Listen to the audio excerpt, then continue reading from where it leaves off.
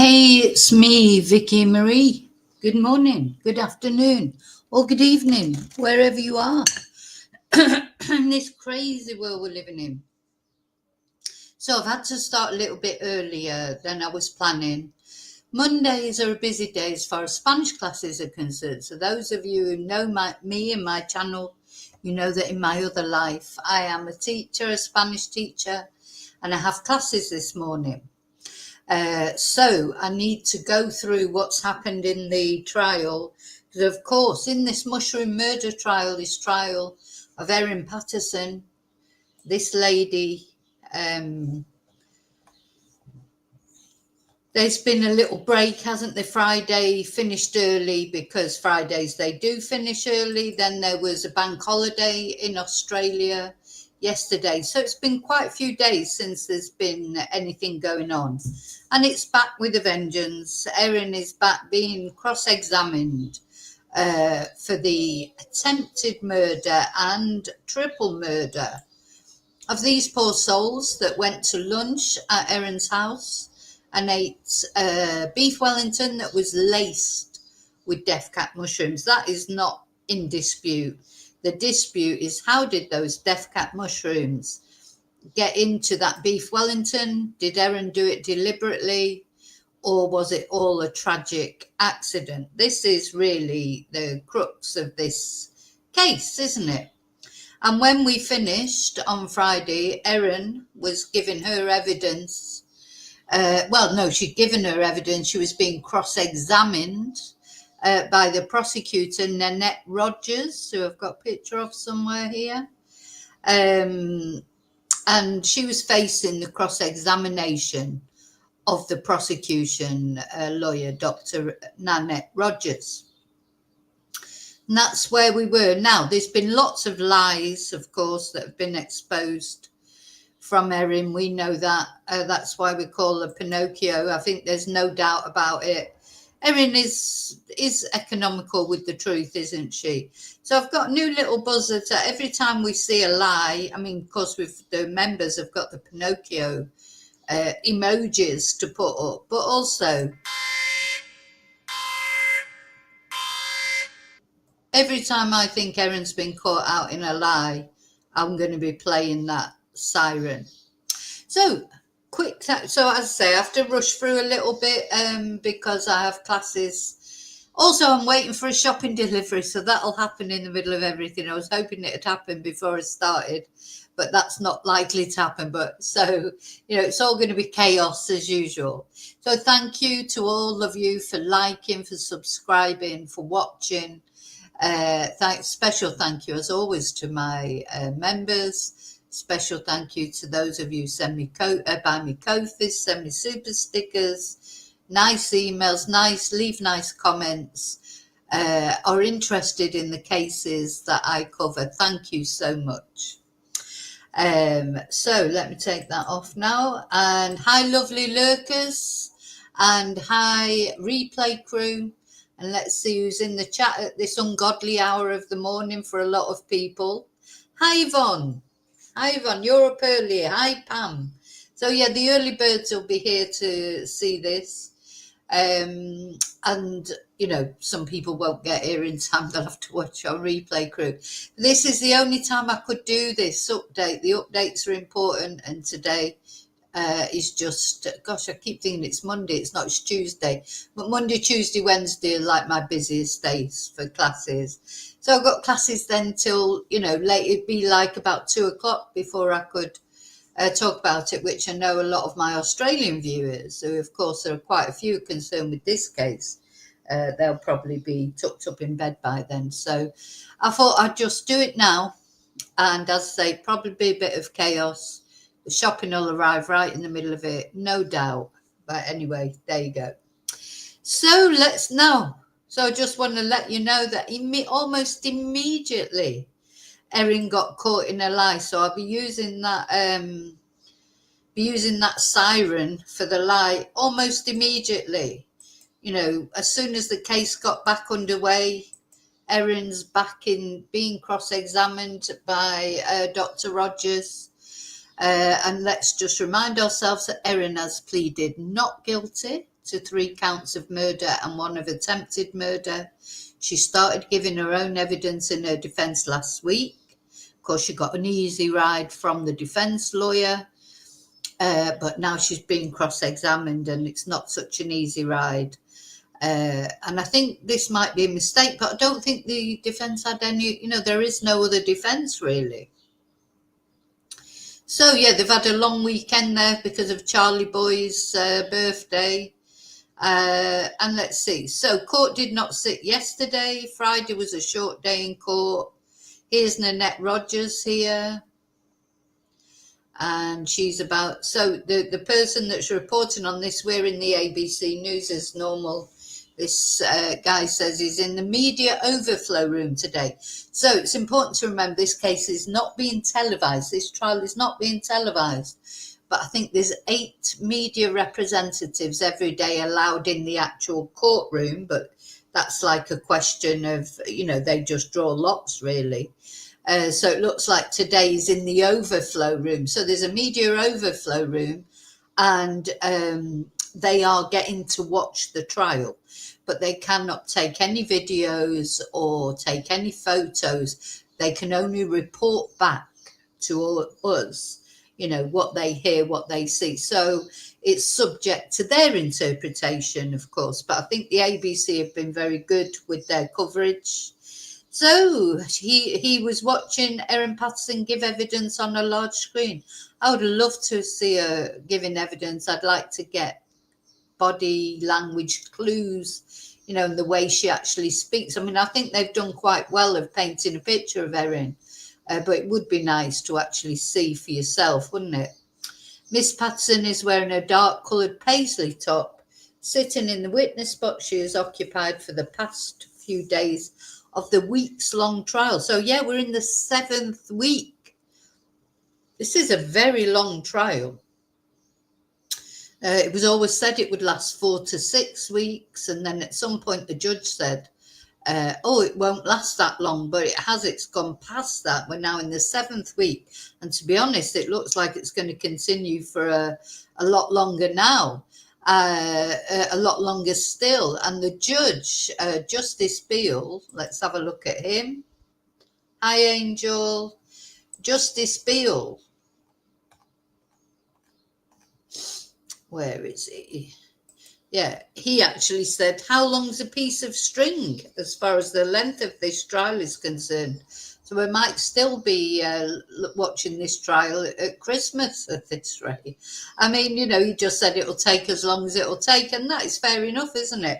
At the end of the day, it's a triple murder trial, an attempted murder trial. It's, it's not a shoplifting case. It needs the time and the attention given to it that it deserves, because these poor souls, 3 of these people are now deceased because of what happened at that lunch, deliberate or not. It was the beef Wellington that killed them.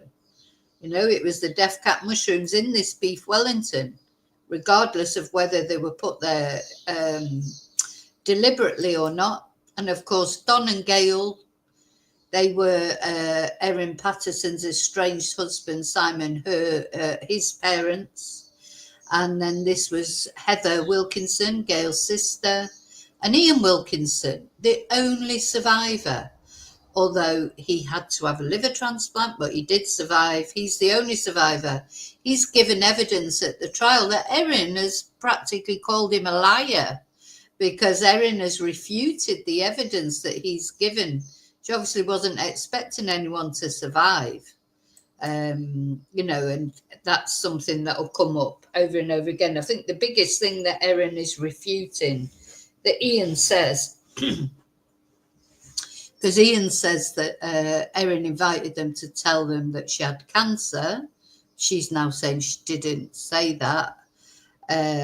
Where's my siren? Yeah, I mean, she's told so many lies, this woman. You know, it's hard to believe anything she says. That's the problem. I feel like Erin's defense is, oh, yeah, told all those lies, but now I'm telling the truth. Isn't it? Lie after lie after lie. She said she had cancer. Then she said, oh, and this is important to what we're going to look at now. She said, really, she was going to have gastric bypass surgery and she was too embarrassed to say that. So instead, she said that she had cancer. Then there's the thing about the plates that I'm obsessed with. Where are the grey plates that Ian says the beef Wellingtons were served on? She says they weren't served on grey plates. You know, another lie. She I'll be playing this bloody siren all through this video because, you know, it's lie after lie after lie.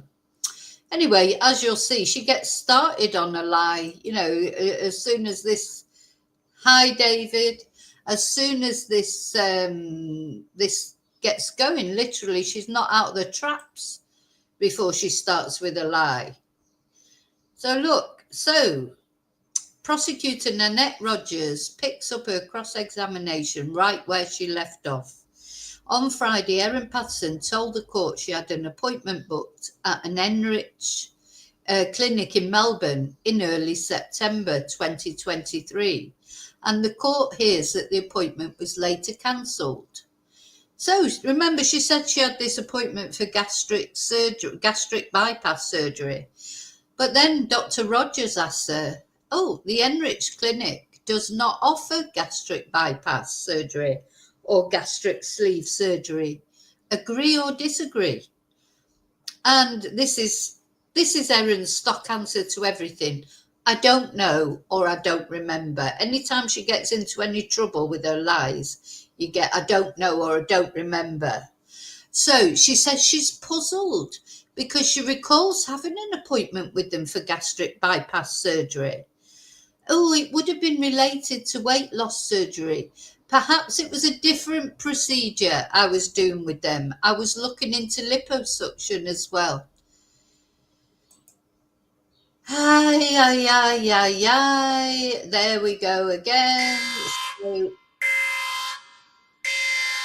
what is it, Erin? Now, I don't know about you. If I was planning gastric bypass surgery, I would remember that it was that or liposuction, not, oh, well, you know, maybe it was liposuction or maybe it was gas, because they are completely different procedures. Maybe they are both weight loss procedures. But do you know what? This woman, she tells so many lies. You know, for super sleuth, Erin Patterson, she didn't even find out whether they actually do gastric bypass surgery before she said that's why she was going for an appointment.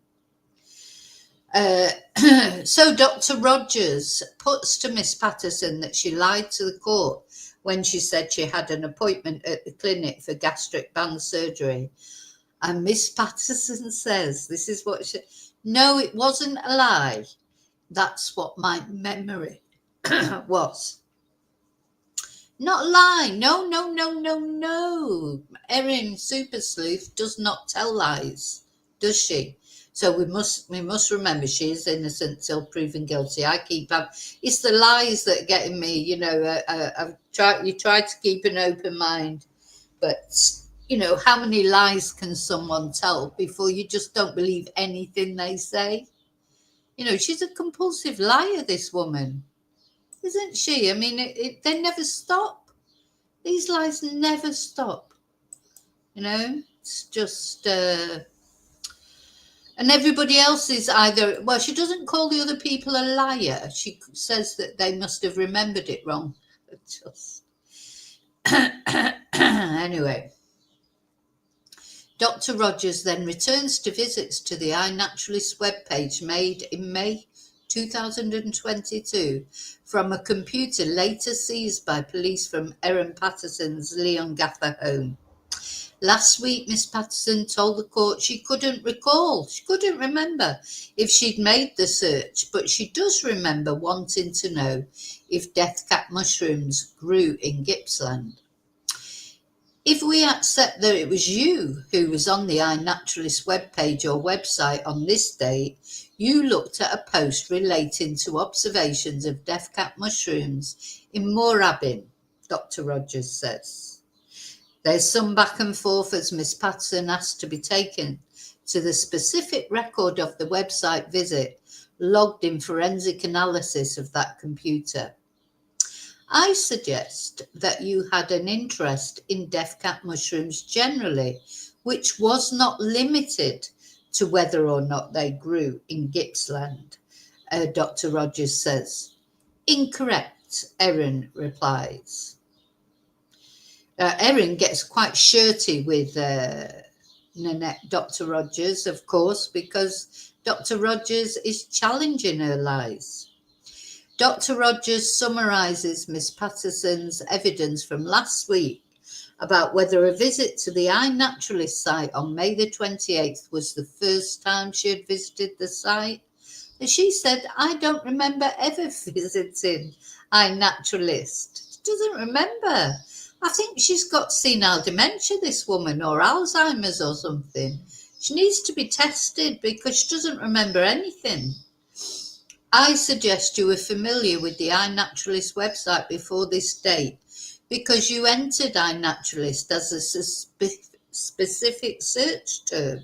Now, would you know about the iNaturalist website? I mean, we all know about it now, but we've learned about it because of this case. We didn't know about it before. Agree or disagree? Dr. Rogers asks. I would have to disagree, Miss Patterson says. Did you have an interest in death cap mushrooms on the 28th of May 2022? I have no idea. I have no idea. How can she have no idea of what she's got an interest in? You know, how can she have how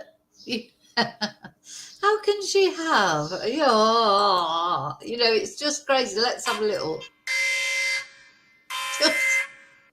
so I don't know, she has no memory of anything, does she? I know nothing. My only interest ever was to find out if they were in South Gippsland or not. And when asked if it was her who navigated the page that day, Miss Patterson replied, well, somebody did, and that somebody could have been me. Of course, she doesn't remember.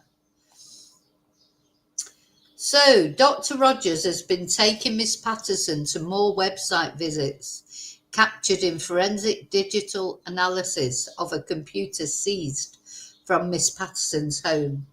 The prosecutor asks if it was Miss Patterson who, shortly after viewing the iNaturalist site on May the 28th, 2022, went to the Currumborough Middle Pub's website to buy a meal online. I'm not suggesting anything, Miss Patterson replies when asked if she's suggesting her children access the page. I don't remember if it's me. Oh my God. So whoever was on there searching that, they then went and bought a meal online. And so she's saying to her, was that your children then? Anyway, there's then a bit of an awkward exchange between Miss Patterson and Dr. Rogers. Miss Patterson says, before you do, Dr. Rogers, within this record is that second visit to Bricker Reserve that I was talking about. And Miss Rogers, Dr. Rogers says, I'm the person who asks the questions. If there's something that needs to be clarified in re-examination, then your barrister will do so. And Miss Patterson goes, no problem. Now, I had a friend who used to say, no problem. We're not friends anymore because it's like, no problem, but really, it is a problem. You just know, don't you? It's like, in fact, this Erin, she reminds me of this friend. And unfortunately, that friend, definitely got mental health issues, quite a scary person now, things that I know now. That I didn't know at the time. And yeah, well, I would never have gone to her house for beef Wellington because it was, you know, so dirty. You wouldn't eat anything in there. But, you know, when I think back now, you just think, oh, you just cannot ever be surprised what people are capable of, can you? You know, it's as it you think. I think sometimes when you see these cases and you think, oh, surely no one would do that. Like you can't imagine that someone would poison 4 people, but you can never, ever assume that people won't do things. They do them all the time, and we know that from following true crime. People do things you would never expect. You can, and I just think Erin thought she would never get found. This is where I'm going now in my head with it. I just don't think she would ever. She thought she would get found out. I think she could not believe it when they found really quickly that it was death cap mushrooms. Because you know, Super Sleuth, as her Facebook friends called her, she didn't realise that actually the hospital are quite good at sleuthing as well. Oh, and here we go with the plates. Erin says that Ian Wilkinson's evidence about the colour of the plates was incorrect. And Ian drilled down on that. He was, you know, the defence asked him, you know, to clarify, to confirm. And this poor guy who's the survivor of this, he's been through enough to be accused of really practically of being a liar.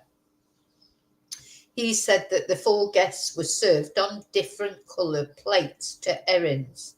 She is saying, no, no, no, that's not true. So the prosecutor then takes Erin back to her account of the lunch at the centre of the trial, where her 4 guests ate beef Wellingtons containing death cap mushrooms. The court hears a recap of how Miss Patterson plated up the food, while Ian Wilkinson and Don Patterson were some distance from the bench, which contained the 5 plates. Dr. Rogers then turns to a key point of difference in Erin Patterson and Mr. Wilkinson's evidence of the plates they ate from.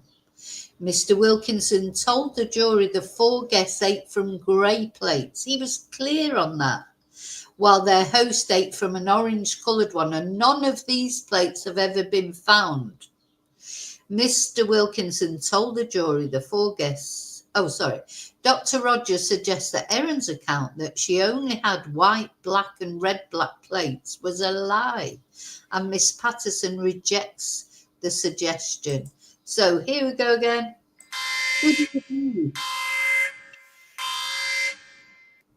Who do we believe? Do we believe Ian or do we believe Erin?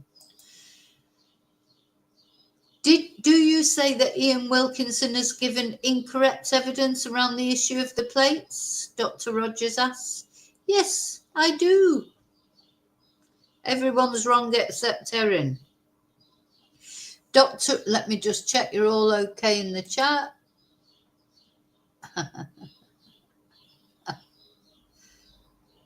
You're all okay. Yeah, good. Yeah, David, you should have booked into the memory clinic. So Dr. Rogers then suggests to Erin that contrary to her evidence given last week, she did remember what plate she'd eaten from. Erin says this is incorrect. The court is then shown a photo of the dining table marked up by Ian Wilkinson to indicate where guests were seated. Miss Patterson last week told the court it looked mostly correct, but she recalled Gail and Don were in swapped seating to that outlined by Mr. Wilkinson. Yeah, I thought I remembered facing Gail to talk to her, but I can't be certain. Can't be certain about anything, can you, Erin? Super sleuth. She's not much of a super sleuth when she can't remember anything or be certain of anything. Or where did she get this? I wonder why her Facebook friends started calling her super sleuth. Wasn't because she remembered things, was it? I suggest that after you had plated the food, you carried the smaller plate over to the dining table for yourself. Agree or disagree? Dr. Rogers asked. There was no smaller plate. There was no smaller plate. Let's see, where's my alarm? No smaller plate. I suggest that you knowingly served death cap mushrooms in the 4 separate beef Wellingtons you served up to your 4 lunch guests, Dr. Rogers says. Incorrect, Erin says. Dr. Rogers further puts to Miss Patterson that to avoid any error of accidentally, she wouldn't have wanted to accidentally eat the death cap mushrooms, consuming a poisoned beef Wellington, she took the extra precaution of using a smaller, different coloured plate for herself. The prosecutor puts it to her that this is why she never suffered the Amanita phalloides poisoning that her 4 guests experienced after the meal, and Erin disagrees with each suggestion. Liar, liar, pants very much on fire. So the prosecutor reminded the court about Simon Patterson's evidence, where Heather Wilkinson had asked Erin if Erin was short on plates after being puzzled as to why she allegedly served herself lunch on a different plate to the guests. So even Heather, poor Heather, who's now deceased, but she did give testimony because Simon Patterson, Erin's husband, or estranged husband, he said that Gail had told his mum, had told him, that Gail had mentioned about the plates. So it's not only Ian who's saying about the plates being different. Gail had said it before she unfortunately died. So Erin Patterson told the court she remembered Simon's evidence, but she continued to tell the court she did not serve herself on plates. It's like, yeah, but no, but, yeah, but no, but. It's like, she then stops and says she should clarify her evidence, saying it may be that everyone at the lunch had different plates because she did not have a matching set. Oh, here we go again. Look, I've got to do the, yeah. Now she's saying, so she's changing again. Hang on. So she's saying she should clarify her evidence. She says it may be that everyone at the lunch had different plates because she did not have a matching set. So is she now saying that they did have different plates? And where are these plates? Where are the grey plates? She says that the only way she could reconcile Simon Patterson's evidence was that if she had eaten off a plate her daughter had made in kindergarten, but insisted that she did not deliberately choose which plates to serve her lunch guests with. Oh my God. She's just making it up as she goes along, isn't she? So now she may have eaten off a plate her daughter made in kindergarten. No offense, but you might do that, to please your daughter. But when you're having a dinner, when you're having people round for a dinner, you're not going to eat off a plate that your daughter made in kindergarten, are you? It's just not going to happen. You're having people round for dinner, you're going to eat off a proper plate. Of course you are. God. So Dr. Rogers puts to Erin that she served herself on a different coloured plate. Oh, the only way I can reconcile that is if I had the kindergarten plate. Where is the kindergarten plate then? Where is it? Because it wasn't found. All the plates that the police said that they found there, that wasn't one of them, the orange plate either. But that looks nothing like what Ian described, Miss Patterson says. But when I plated the food, it wasn't for particular people, so I didn't serve myself anything. Dr. Rogers recaps evidence from Erin's son, who recalled stacking white plates into the dishwasher. Dr. Rogers again suggests that Erin's account of the plates was a lie. So he said white, which is nearer to grey, isn't it, than all the other plates were distinctive colours. And her son did say he remembered white plates, but that could well be the grey plates, couldn't it? Miss Patterson again insists the beef Wellingtons were all the same, when Dr. Rogers puts to her that she had made a different one for herself.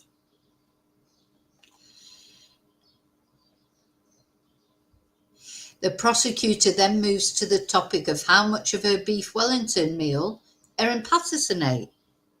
So she said, I suggest it's not the case that you simply picked at your own meal at the lunch, Dr. Rogers asks. I don't think I claim that, Miss Patterson says. Dr. Rogers recaps banter at the table about how much people had eaten and asserts there was no banter about how much Miss Patterson ate because she ate her meal. Miss Patterson disagrees. The prosecutor recaps how much people ate, starting with Gail, who the court has previously heard ate just half of her meal.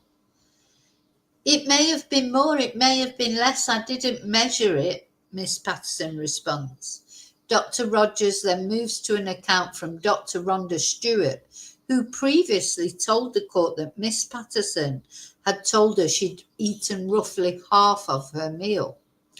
I suggest that you had in fact eaten a whole portion of your serve at the lunch, and you told Professor Stewart, half in an attempt to explain to the medical authorities why your symptoms were not as serious as the symptoms for the other 4 lunch guests. So what she's saying to Erin is, you said that you only ate half so that you try and explain why you didn't have so many, well, you didn't have any symptoms, did you really? Incorrect, Miss Patterson responds, and then says under questioning she does not recall her conversation with Professor Stewart at all. Sorry, I mean, it's not funny, but she doesn't remember anything, literally. That's what she does. When she when she can't answer, she just says, I don't remember, doesn't she? I don't remember. So, Dr. Rogers recaps evidence from child protection worker Katrina Cripps. But don't forget, she's not only refuting Ian's evidence or Simon's evidence. You know, at the end of the day, recollections may vary. We know that.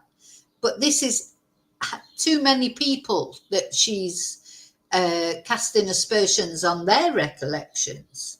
You know, there's too many people. They can't all be wrong. Ian might be wrong. Or Simon might be wrong, or even Ian and Simon might be wrong. But Ian, Simon, the child protection worker, the doctor, the nurse, they can't all be wrong. So Katrina Cripps said Erin Patterson had told her she'd eaten half of her lunch, and the prosecutor again repeats her assertion that this was told to Miss Cripps in a bid to explain why she wasn't as sick as her lunch guests. Again, Miss Patterson rejects it as incorrect. When asked about her memory of that conversation, Miss Patterson recalls that she told Miss Cripps she would have eaten about half. I think what she said and what I said are consistent, quite consistent.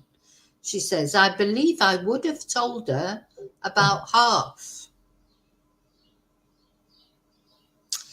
Dr. Rogers recaps that the court has previously heard those leftovers that were recovered were all of the leftovers of the beef Wellington, including scraped pastry and mushroom. I suggest there were no leftovers from your serving of the beef Wellington at the lunch, Dr. Rogers says, and Erin rejects that as incorrect.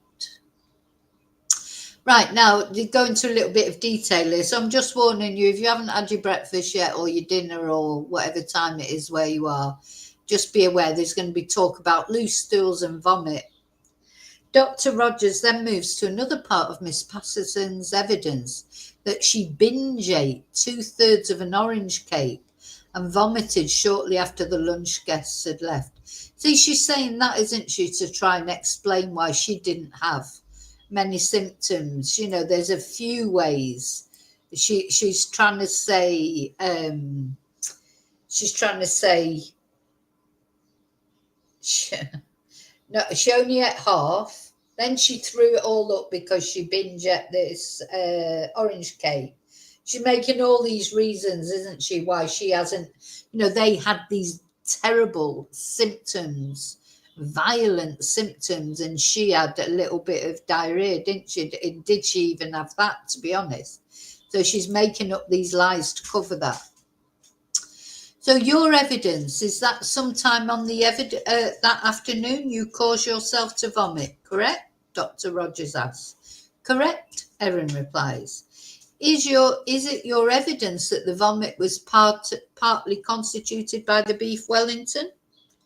Dr. Rogers asks, and Erin says, sorry about this, but this is what she says. I have no idea what was in the vomit. How could I? It's vomit. Unless you can see a bit. In fact, I'm feeling sick now because I cannot. One thing I can't cope with is vomit, so I need to get through this quick because I could actually be sick. You can see a bean or a piece of corn, Erin says. Well, you didn't have corn at the lunch, Dr. Rogers says. That was an example. She's so leery as well, you know.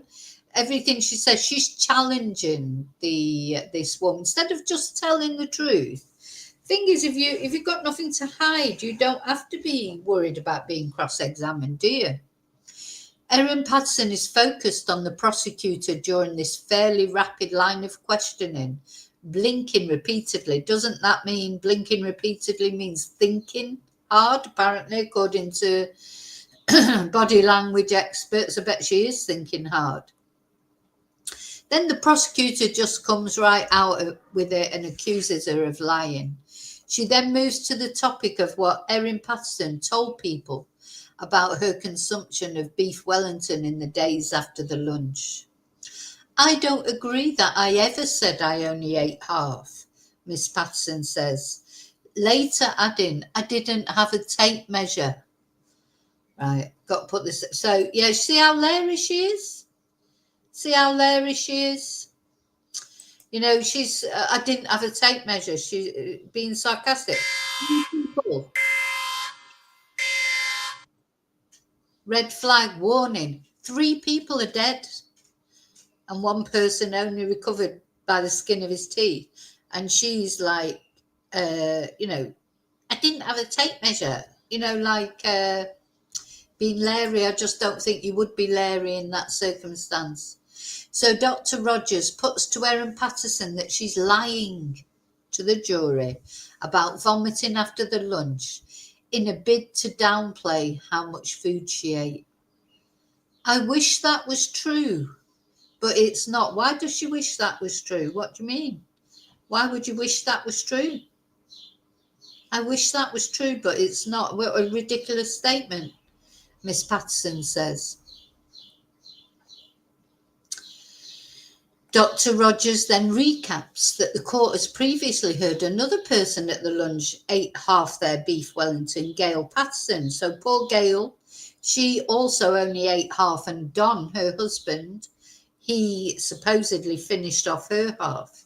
So the court has heard that Gail told multiple people, including medical staff, that she'd only eaten half of her portion of the beef Wellington.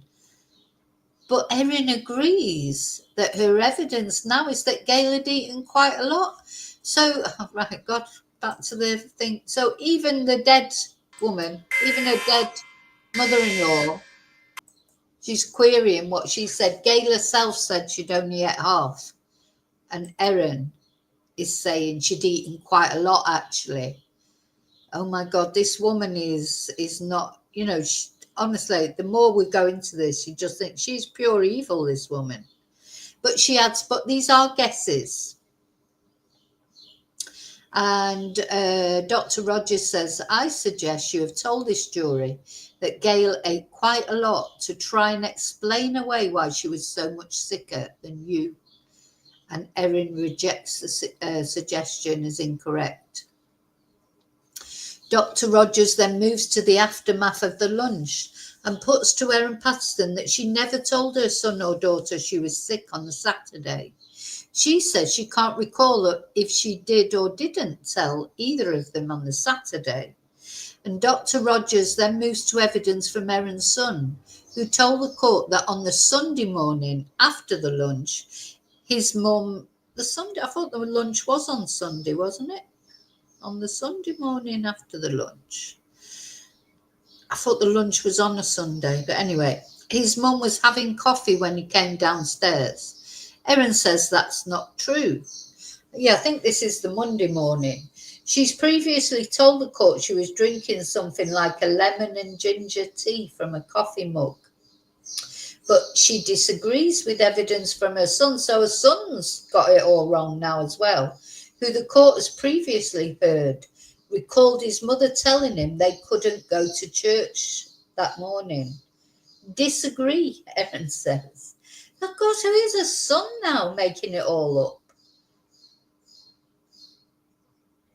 Son's making it up now, for God's sake. So my memory of that conversation is very different. Would you like to hear it? Erin asks, and Dr. Rogers replies that she would. So Miss Patterson says she got up and checked on her son's bedroom, but he was already downstairs lying on the couch, and he told her he had a sore tummy and asked if they could skip church. So because she didn't go to church on Sunday morning. This is the Sunday morning, definitely, not, I think they got the days mixed up there. So Dr. Rogers says, I suggest that that's a lie. And Miss Patton replies, it's not. It's her son who's lying. Then they take, so the prosecutor moves the question into a trip to Tayab made by Erin and the children the day after the lunch.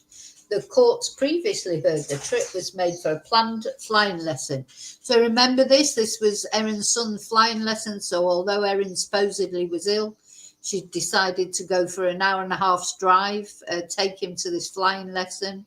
She stopped for 9 seconds in a service station. She said that she had to stop at some point and go to the toilet behind a tree in the bush. That's what she said, but you'll see her son refutes that. And anyway, in the end, the flying lesson was cancelled. It was ultimately cancelled due to poor weather, and then they decide to go for a break. So, and after the break, let me just make sure you're all okay after just checking on you. Hi, sheep farmer.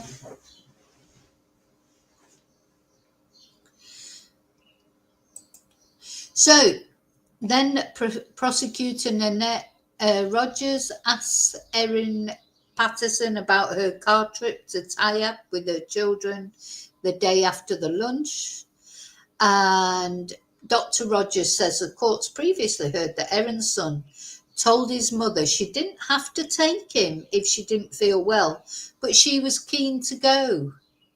You just wouldn't go, would you, if you weren't feeling well, especially if you've got an upset tummy. You're not going to want to get in your car and drive for an hour and a half or whatever it was. I was pretty keen to take him, yep, Erin says. Dr. Rogers, so again, we're probably going to go into bowel movements and things, so just to warn you. Dr. Rogers then shifts focus to phone conversations between Simon and Erin about her diarrhea during the period after the lunch.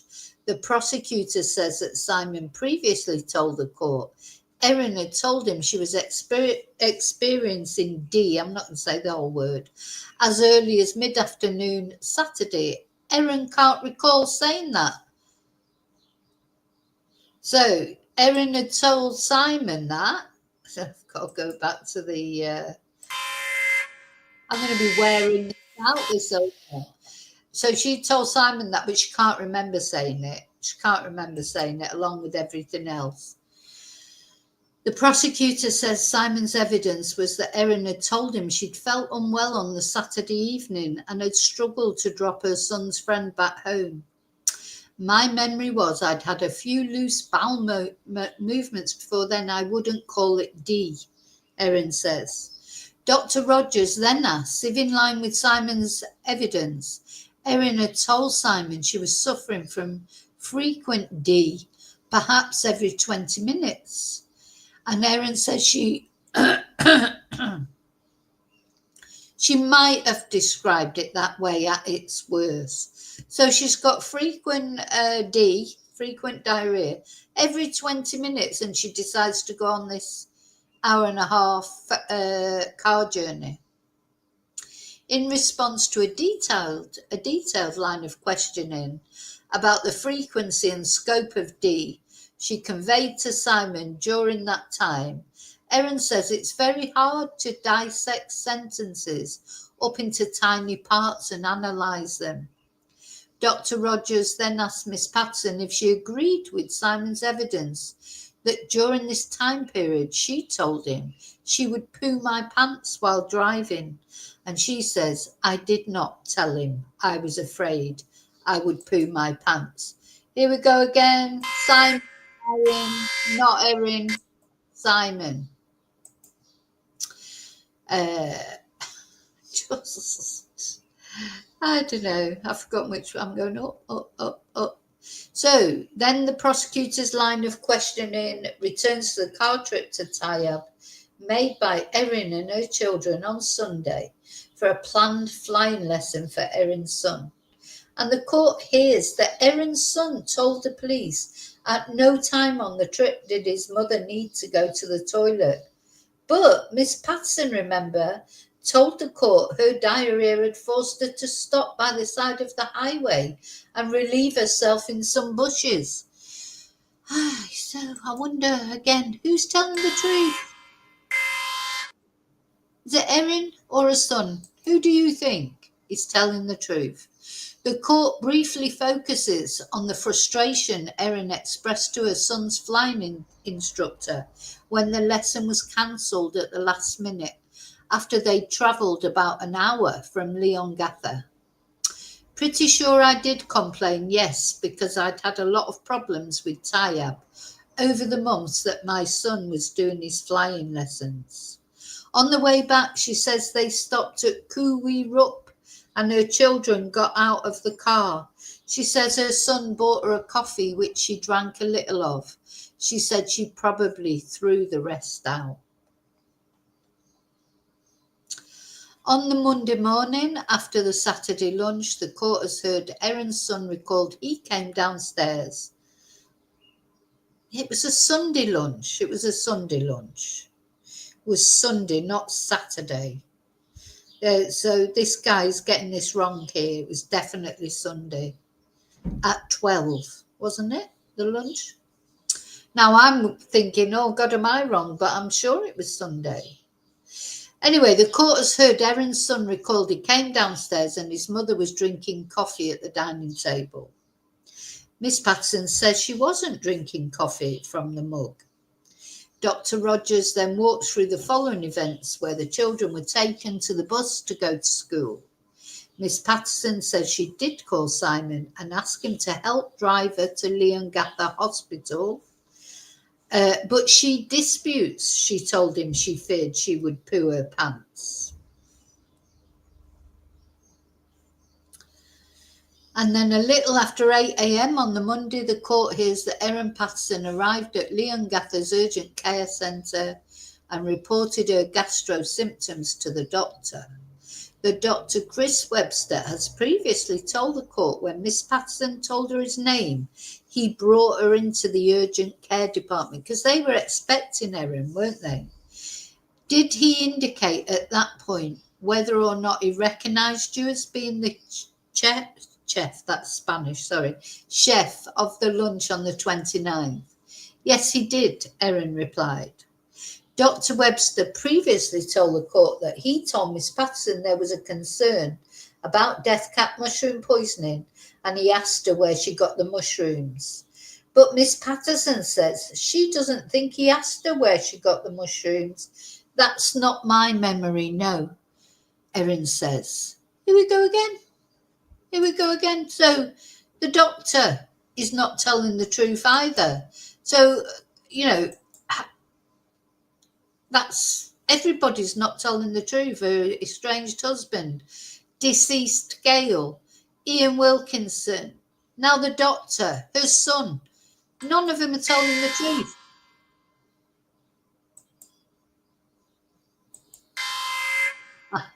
Only Erin's telling the truth. It's just weird, just very strange, isn't it? Very, very strange how she's just saying nobody else is telling the truth, but she is, even though she's admitted to other lies. So Dr. Rogers goes on to say, so your evidence is you did not reply Woolworths to his question, where did you get the mushrooms? And Erin says her memory is that wasn't the question from Dr. Webster. God. My memory of that conversation is different, Erin says. What I remember is when I told him my name, he immediately communicated that meant something to him, like he recognised who Erin Patterson is. And he brought me through the doors, and I remember him saying something to me like, were you the chef or were you the host? And I remember him saying to me, did you make the beef Wellingtons or buy them pre-made? And that stuck in my memory because I didn't know you could buy them pre-made. Well, even I know that you can. Erin Patterson says she then recalls asking the doctor some questions, but he walked away. The doctor walked away. It wasn't her who ignored people's questions. Remember, some of the people have said they asked her, did she forage for the mushrooms, and she just blanked them. Well, that's not true. It was the doctor ignored her questions. So his evidence was that she didn't ask him any questions, of course. She's saying now she asked him questions and he just walked away. I asked him a question or two and he was very busy and walked off to do other things and left me with a nurse. But I remember saying to him at the very least, why do you think we've eaten death cat mushrooms? Oh my God. And I remember him walking away. So this doctor who's fighting to save the lives of 3 people, well, 4 people, he did manage to save the life of Ian. So he's just walked away when she's trying to, when they're trying to gather evidence about what's happened. He's just ignored her. Oh my God, this woman is unbelievable, isn't she? So whether he heard me or not, I don't know. Oh my God, where's this bloody alarm? I mean, she's thrown the doctor. She's thrown the doctor under the bus now. Oh my God, what an awful woman she is. I mean, she seriously is an awful woman. And it's getting more and more awful by the minute. Dr. Rogers then moves to Erin Patterson's decision to leave the hospital shortly after her arrival. So remember, she only stayed at the hospital 5 minutes, despite being told that she may have death cat mushroom poisoning and she should not leave. So in the end, the hospital phoned the police for her own safety. So the court has previously heard when Dr. Webster learnt of this, he rang and left 3 voicemail messages on her phone because he was concerned for her welfare. I didn't answer his calls, but I did ring the hospital back a couple of times. I couldn't get through to him, I think twice, Erin says. Miss Patterson rejects the suggestion she chose deliberately not to answer his calls or respond to his voicemails. I did try to respond twice. Dr. Rogers asks when between leaving the hospital about 8:10 and returning at 9:48 a.m. So she was gone. She got suspected death cat mushroom poisoning that could kill her. She's been told she might have to have a transplant. And she was gone 1 hour and 38 minutes. So Dr. Rogers asks when during this time did she try to return the doctor's call, and she says she can't specify an exact time.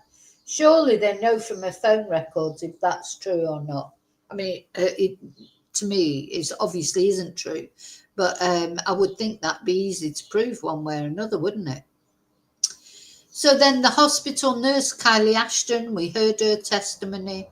She told the court that when Erin Patterson returned to the hospital, she was reluctant to undergo a formal assessment in a patient bay. I wasn't willing to come into a bay to be hooked up for IV. Not sure about that informal assessment, Patterson tells the court. She says she was anxious because she couldn't get information from Miss Ashton about what was happening to the other lunch guests. I can't remember her talking to me about the others at all, Miss Patterson says.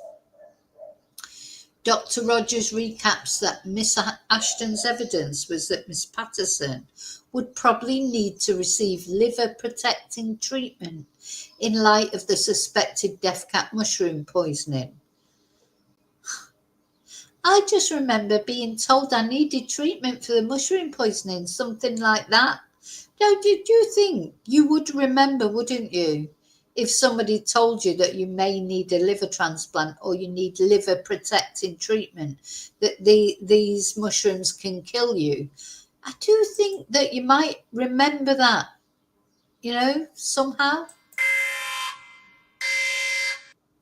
Surely you would remember that, for goodness sake. Yeah, Yvonne, I bet she did. I bet she did, poor Pat. I think she just thought she was so clever. And as soon as they would have said to her about the death cap mushroom poisoning, she would have. It's like she's probably started thinking now she's got to get home and, clear away evidence, etc. So it made her anxious. Also, now she's disputing the evidence given by the nurse. The court hears that Miss Patterson told her she wasn't prepared to be admitted to hospital. She needed to go and look after her animals. But Dr. Rogers puts it to Miss Patterson that the nurse had told her about the other unwell guests and had warned her that her life was at risk. She did not say that, Miss Patterson says. She says there was no conversation about her children at this point, again disputing another part of the nurse's evidence. And Miss Patterson agrees that she signed a discharge against medical advice form and then left the hospital. Liar, liar, pants on fire. So then Dr. Rogers puts it to Erin that she was stressed during that hospital visit because the doctors had suggested death cap mushroom poisoning had occurred.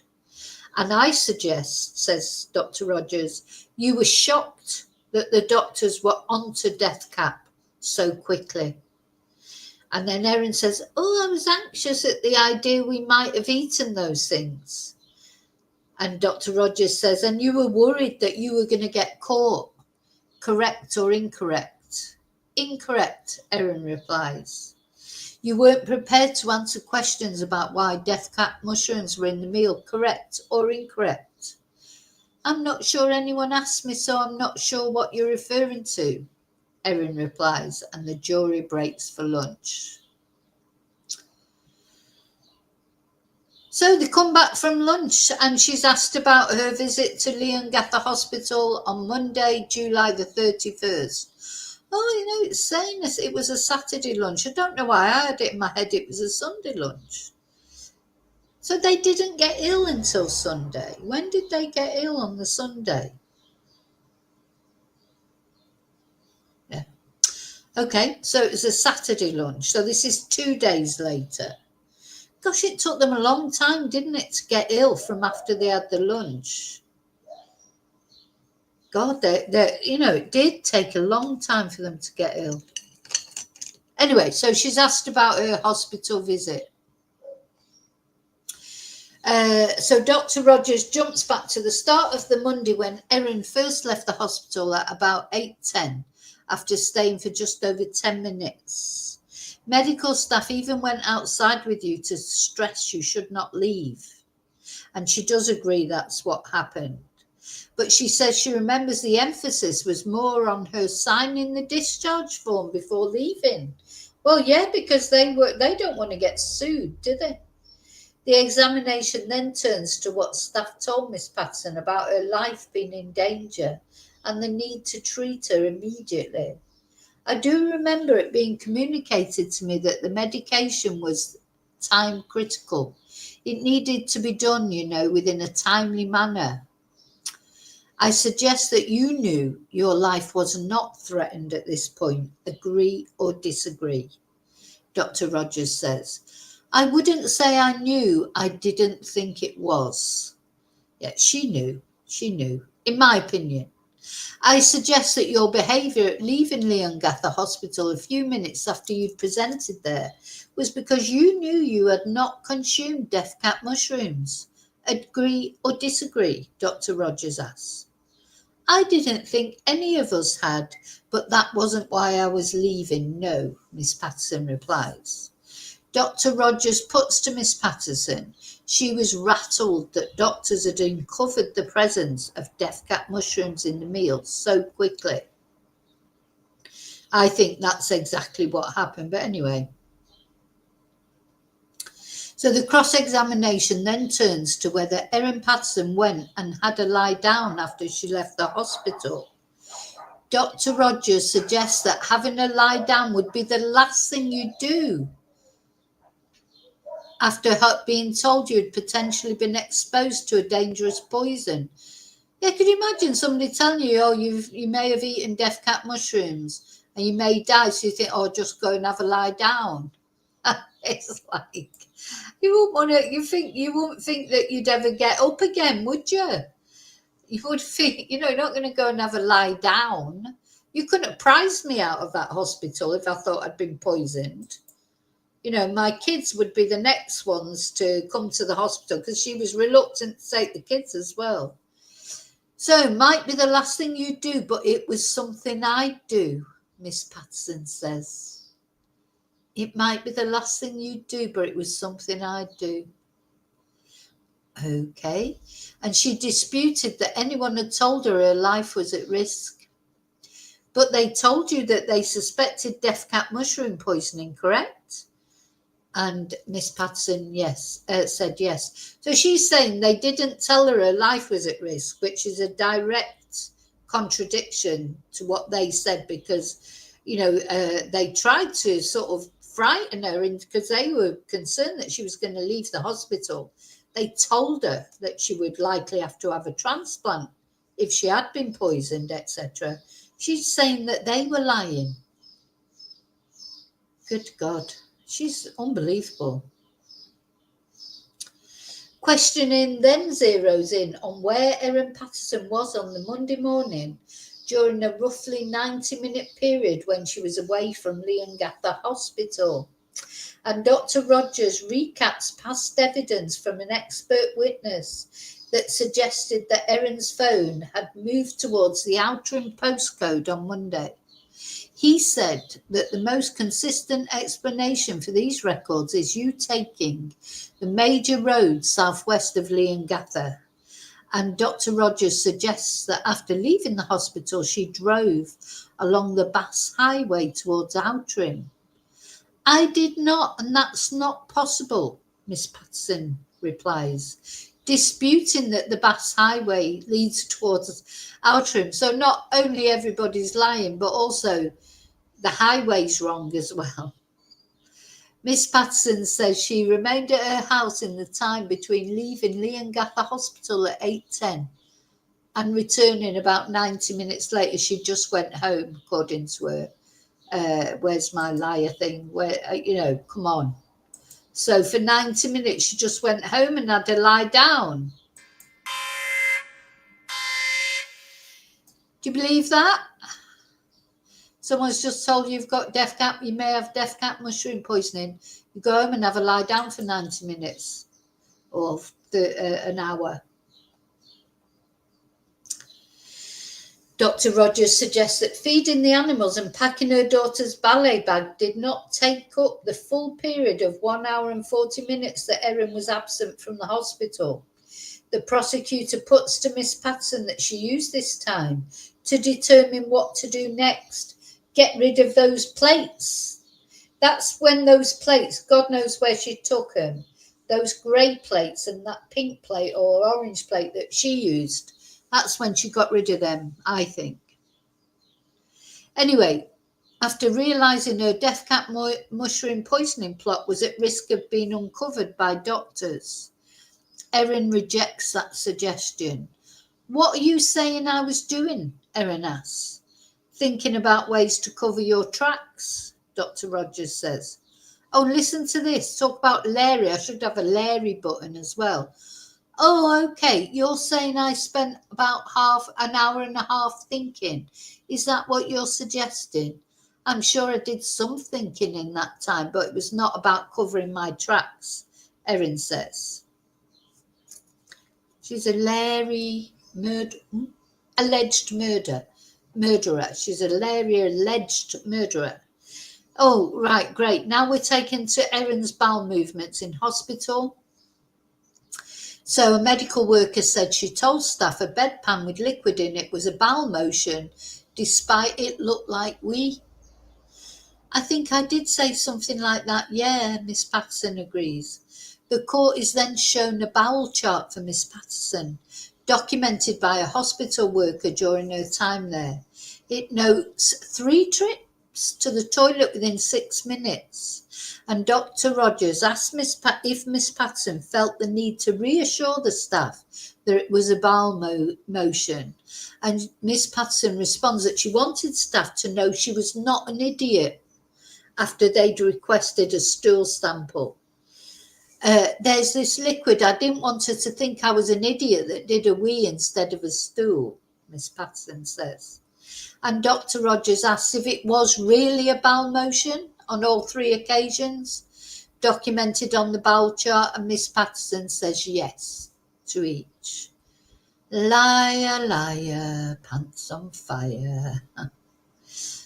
So then the prosecutor moves to evidence given by the Dr. Chris Webster, who told the court he'd warned Erin her children's lives were at risk and they must come to the hospital.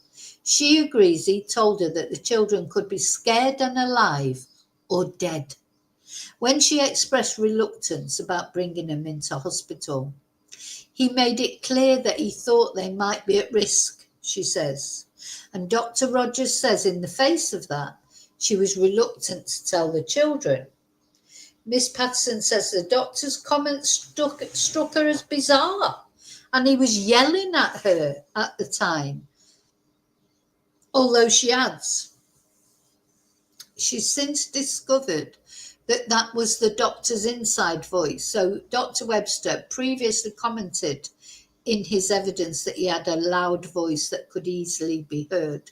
The thing is, when someone's telling you your children need checking over because they might be poisoned, you wouldn't think it was bizarre, would you? It seems like everybody cared about Erin's children, but she didn't give a shit because she knew 100% that they had not ingested any poison, didn't she? That's the only reason you'd be so sort of relaxed about it. Let me just check you're all okay. I think you are.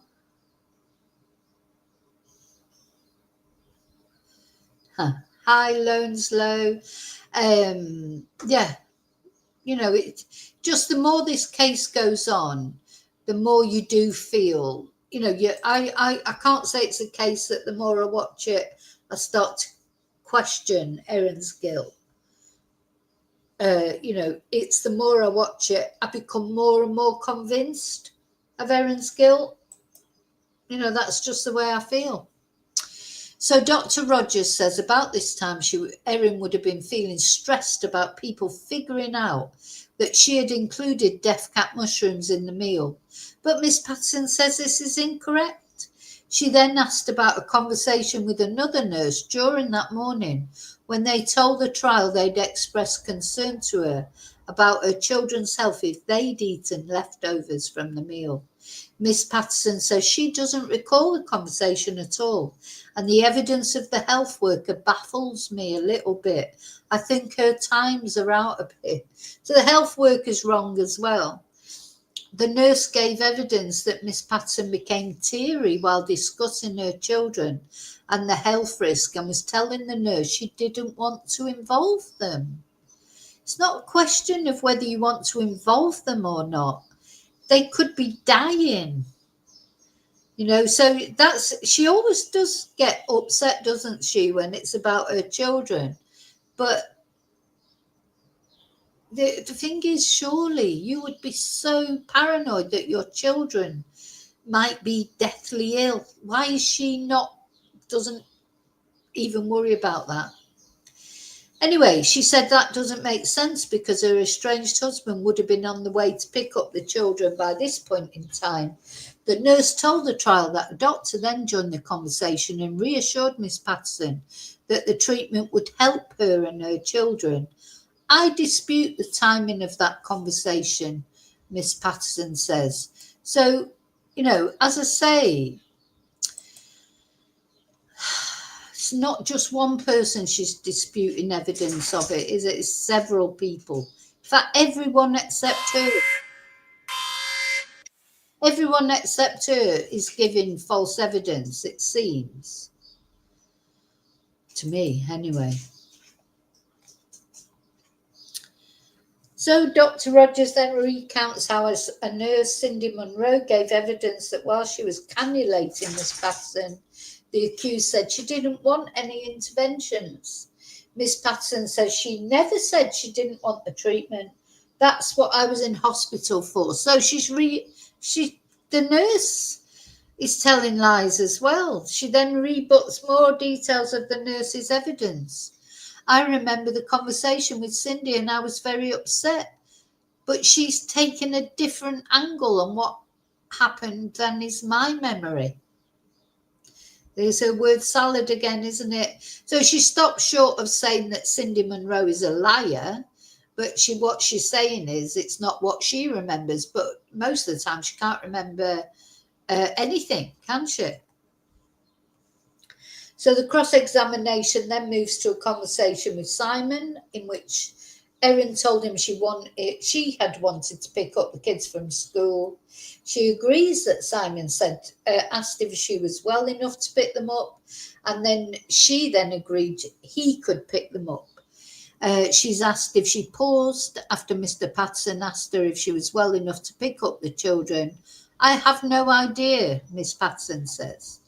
And Dr. Rogers says, I suggest you paused because you realise that if you insisted on going to pick up the children, that would undermine your claims that you've been unwell.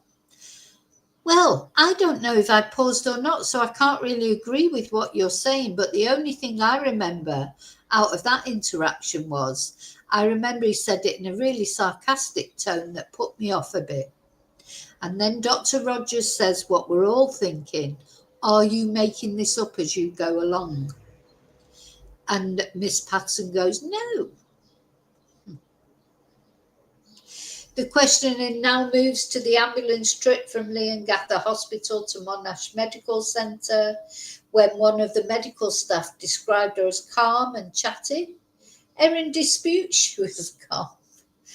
She disputes everything, saying that she felt a lot of anxiety. She didn't need to use the toilet during the 90-minute journey, the court hears. And a doctor at Monash's toxicology department, Laura Muldoon, previously told the court that Miss Patterson had told her she'd had explosive diarrhea every 10 minutes. I certainly wouldn't have said I had it every 10 minutes for 2 days, but at its worst it may have been like that, Miss Patterson says, when asked whether the evidence was accurate. Little break. All right, we're going into loose stools. Sorry about this. Erin explains the difference between loose stools and diarrhea, as it, because we all want to know that, don't we? We're all waiting for this explanation, aren't we? Just before the break, Dr. Rogers asked Erin about the evidence given by Victorian health official Sally Ann Atkinson. Miss Atkinson last month told the court that Miss Patterson had told her she'd begun to feel a little unwell shortly before the midnight after the lunch, but explosive D began and continued through the night. Dr. Rogers notes this timeline of D commencement differs from the evidence of Simon Patterson, who told the court Miss Patterson had informed him that diarrhea had started earlier on the Saturday. And Miss Patterson says she believes she told her husband about loose stools, not diarrhea, at that point. Oh, God, now we're getting into a bloody... Oh, hang on a sec, that might be the shopping. Just one sec.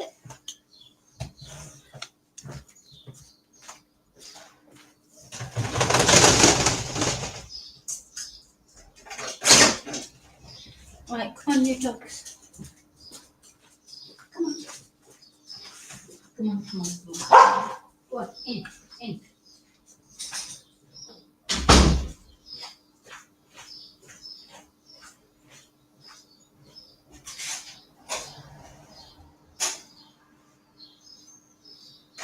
Hola, buenas.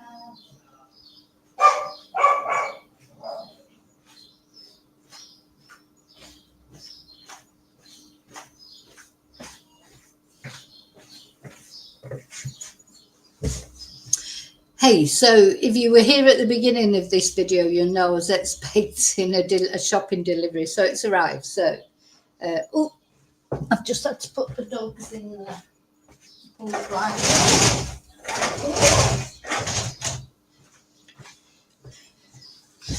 Okay, so I should be able to carry on with it. I've opened the door. So, so we're having this big debate now about what's the difference between loose stools and diarrhea. In my book, diarrhea is liquid, loose stools are loose stools, Miss Patterson begins. And she references the Bristol stool chart, telling the Crown prosecutor that the measurement tool illustrates a... Hola, pasa. Ponlo allí en el centro de la... Aquí. Yeah, vale. Sí, aquí. Perfecto. Thank you. So she's been super sleuthing, hasn't she, by the sound of it? She's been looking up the Bristol stool chart and telling the Crown prosecutor that the measurement tool illustrates a spectrum of firmness to describe stools. Loose stools are somewhere along the line to diarrhea, but not quite there yet, she says. So she's been doing that investigating, hasn't she? She's definitely been... Hi, Joanne. She's definitely been doing that investigating. Hi, Tracy. No pasa nada, está roto.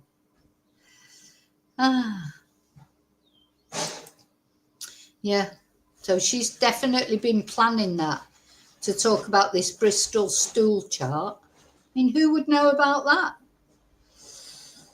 So then the hearing... so they must have a break. I bet they needed a break after that. Vale. Perfecto. Bye. Gracias. Hasta luego. Let me see where I am now. Of course, I've got all confused where I am now. Where's it going? So the hearing... So now we move to evidence given by her sister-in-law, Tanya, who got in touch to check on how she was going. Erin agrees she likely told Tanya she was feeling nauseous and tired, and that Tanya arrived to visit her at Monash Medical Centre at about 9:30 on the Tuesday after the lunch. And Erin agrees she was well enough to pop her head out of the hospital room to tell Tanya which room she was in. Well, it's funny that the other three were in comas, or the other four. They all were so deathly ill, but Erin popped her head out the hospital room. So Dr. Rogers puts it to Erin that by this stage she knew her parents-in-law, Don and Gail, were in comas. And she says, I did not know that, and I don't think they were. So I think that's got to go for another. I'm going to wear this button out at this rate. Everything that comes out of her mouth is a lie, isn't it? Let's go for the 10 updates. All right, where were we? Oh my God. So, yeah, they go. So then Tanya Patterson previously told the court that during her visit to Erin, a toxicologist entered and said that Erin was fine and well enough to go home. She also told the court that Erin had flagged low potassium with her and a doctor who had told her that her levels were fine and not as low as might be expected in someone who had severe diarrhea.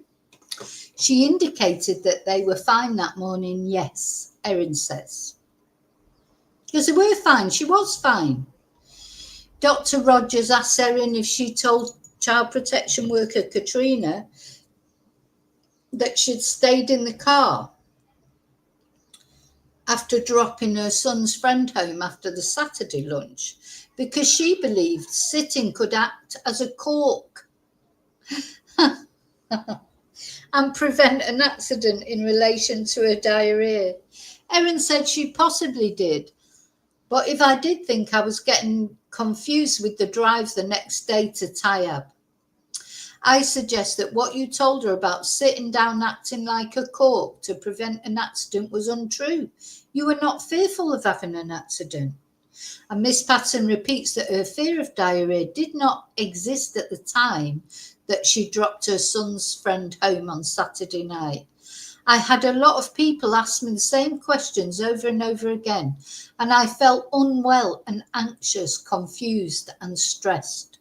Miss Patterson says of her mindset when Miss Cripps was asking her questions.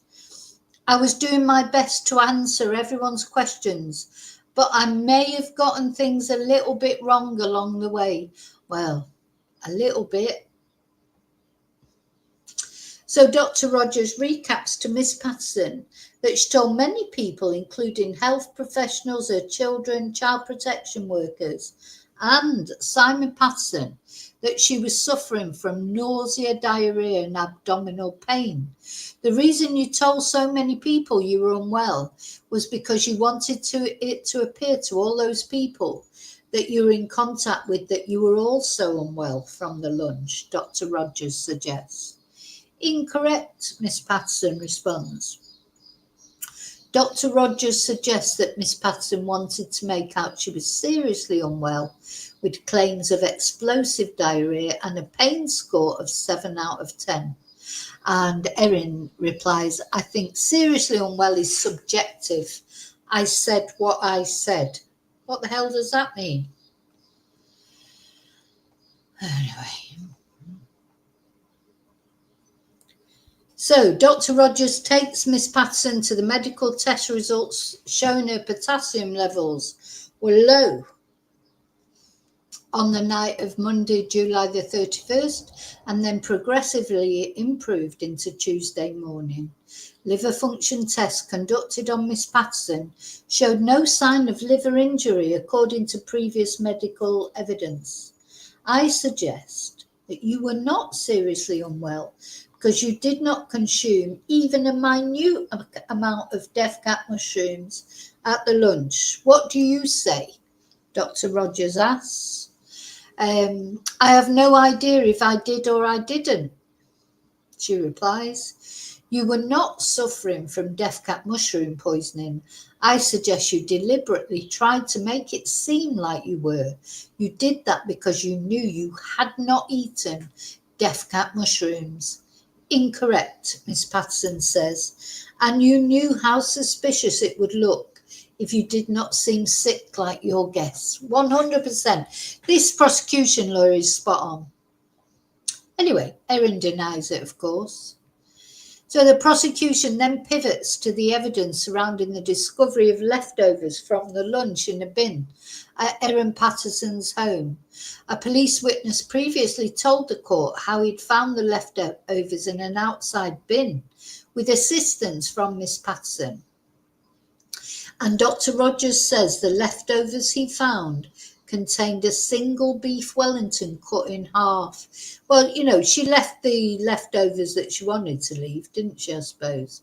Oh, she disagrees with that as well. Miss Patterson disagrees, saying it contained the mushroom and pastry from one full beef Wellington and the mushrooms and pastry from the bit I didn't eat.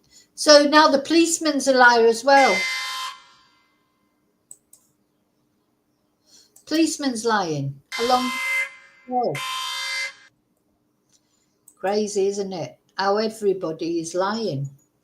Everyone is lying except for Erin, according to her. according to her.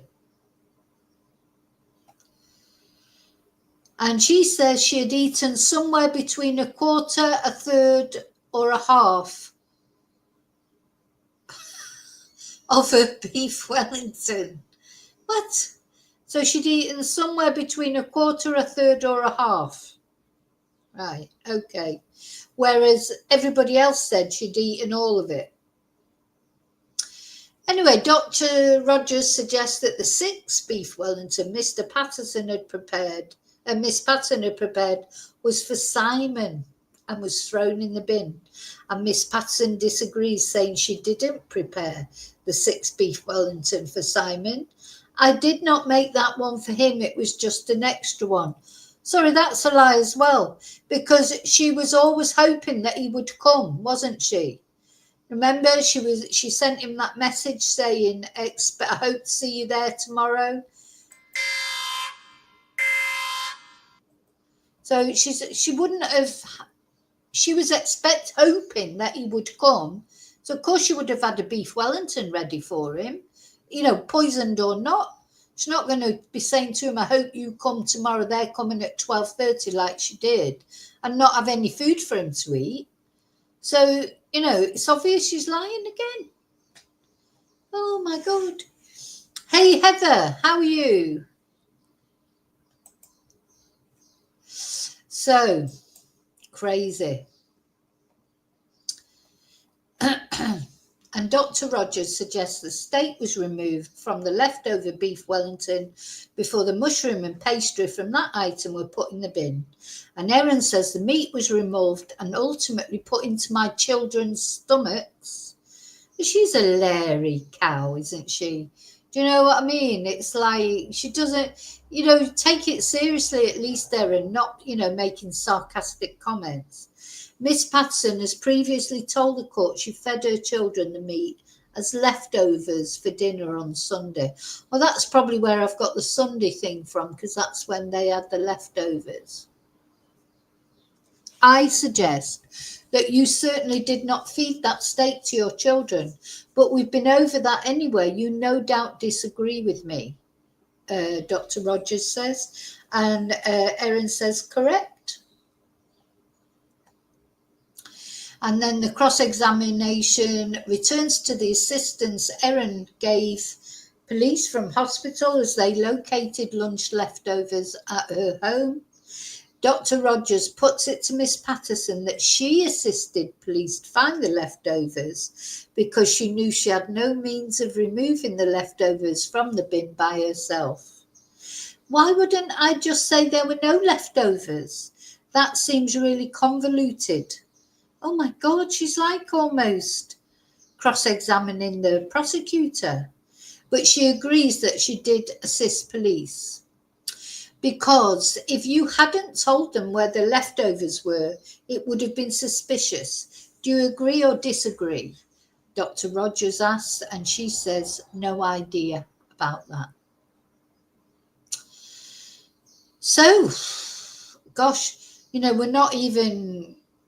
That was the end of it, because the hearing, it must have been 4:00 in Australia. The hearing was finished until tomorrow, and we go on more cross-examination tomorrow. And on here, they were saying this trial could still go on for another couple of weeks. I mean, it's because Erin has taken the stand. Once Erin took the stand and gave all her lengthy defence, now, of course, it's going to be an even lengthier, probably, cross-examination, because her taking the stand has given all this, has given so much more weight to everything. If Erin wouldn't have taken the stand, we would have a verdict by now, wouldn't we? We'd have a verdict by now if Erin hadn't taken the stand. But she did. For better or worse, I think for worse, to be honest, I think it was a big mistake, but there you go. What else was there to do?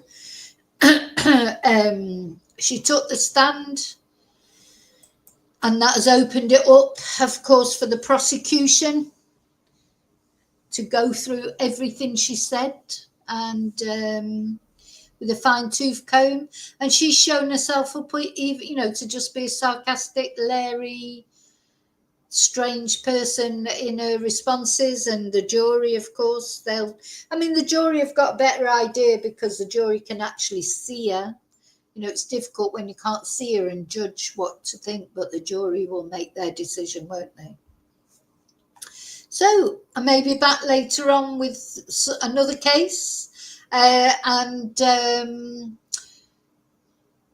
but tomorrow morning I would definitely be back with the next instalment of this. I'm getting all confused with days now. I keep thinking it's Monday, but it's Tuesday. Tomorrow's Wednesday.